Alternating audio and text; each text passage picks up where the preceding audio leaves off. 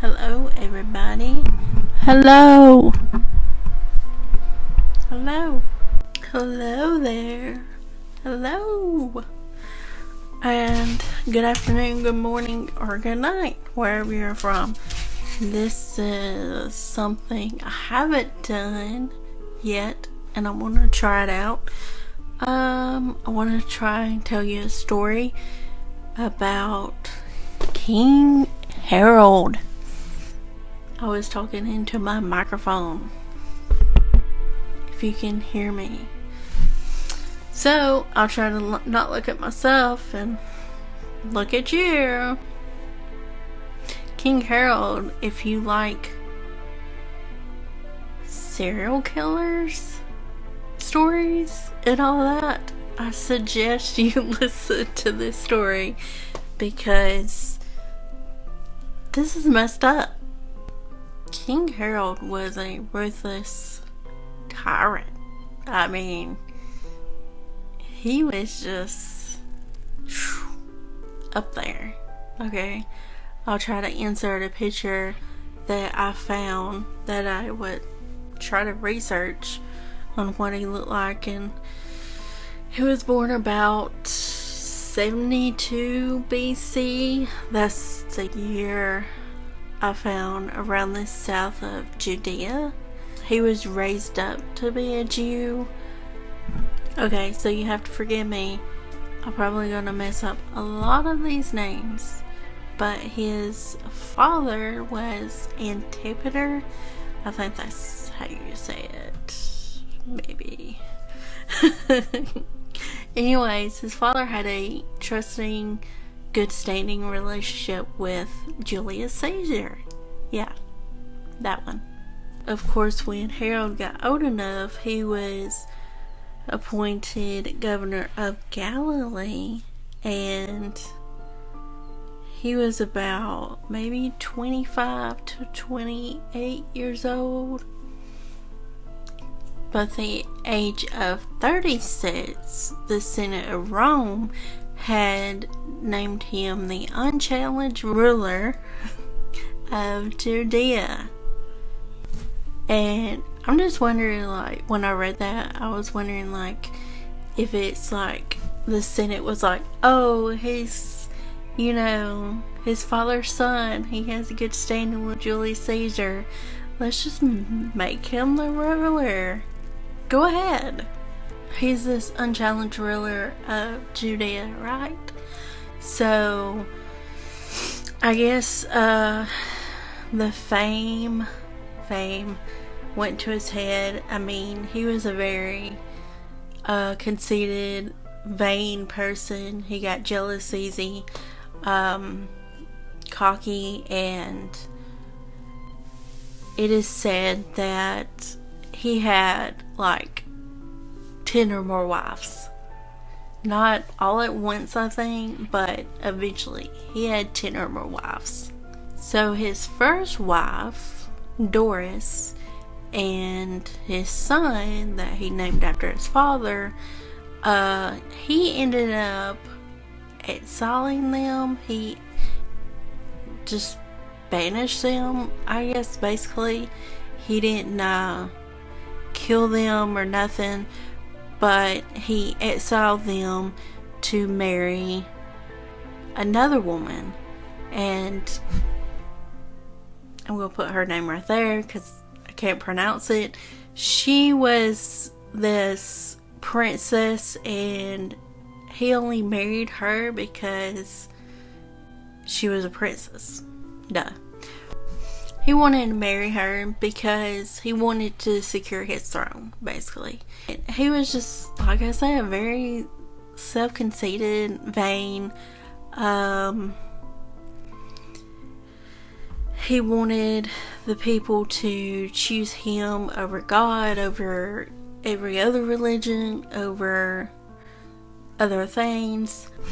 Okay, so this part is insane. He ended up murdering his wife, and which they had a trial. He accused her of adultery because he was so jealous and vain and conceited and all that. Just bad person, because the royal subjects and everybody like that favored her family and her over him. I mean, of course they would. You know, he's a bad person. But still, like, he was that jealous. And he accused her of adultery and put her on trial. But this is where it is kind of messed up. More messed up.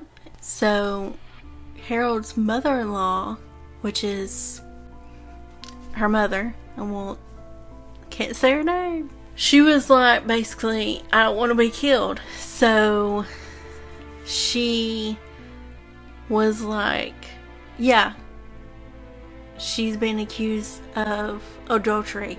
She blamed her own daughter for adultery and was like, yeah, and favored with Harold to not be killed herself. She went against her own daughter. So, but it kind of backfired. I mean, she did say that, you know, Harold was mentally unfit, which he was, but he was mentally unfit, and that's why she declared herself queen.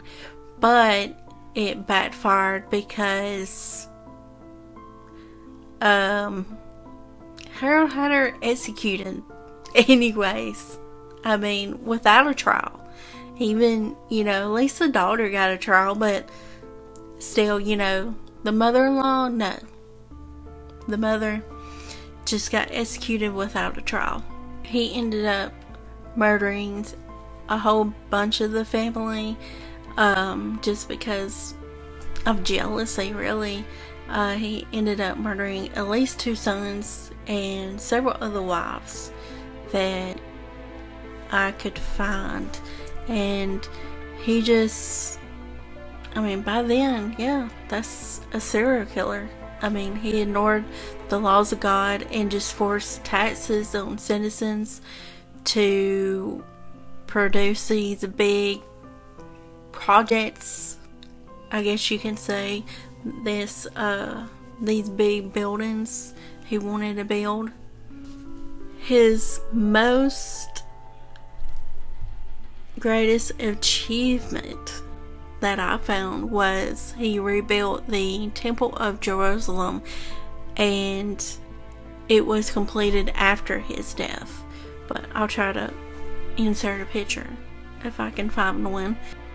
If you haven't heard this story, I mean, you probably heard the story of what I'm fixing to say about King Harold. You probably heard that part, but not the murdering all the wives part.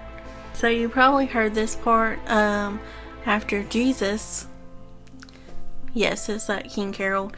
After Jesus was born, he was so paranoid, he wanted to kill all the male children under 2 years old. So he ordered all the male children. Of course, you know, Jesus got away, you know, but he was that king. He was that paranoid, that vain, conceited, and all that. He was just mentally unfit, you know, to rule anything, to be over people or anything. Okay, so his reign was between 37 BC and 4 BC. That's what I found. He died in Jericho in 4 BC. It is said before he died, he had some kind of painful illness, like a parasitic, some kind of gross, painful illness. He tried to kill himself at one point because the pain was just so severe. I don't think he didn't give God any glory or anything. He was just too stuck up. And with this illness, he died from it, and he was eaten by worms, and he died. And I mean, it was a gross illness, and he was just a ruthless tyrant. I mean, I don't know what his childhood was, what his relationship with his father was. I don't know, what that relationship looked like or anything. Who knows, who knows what goes inside of a home, except for those people.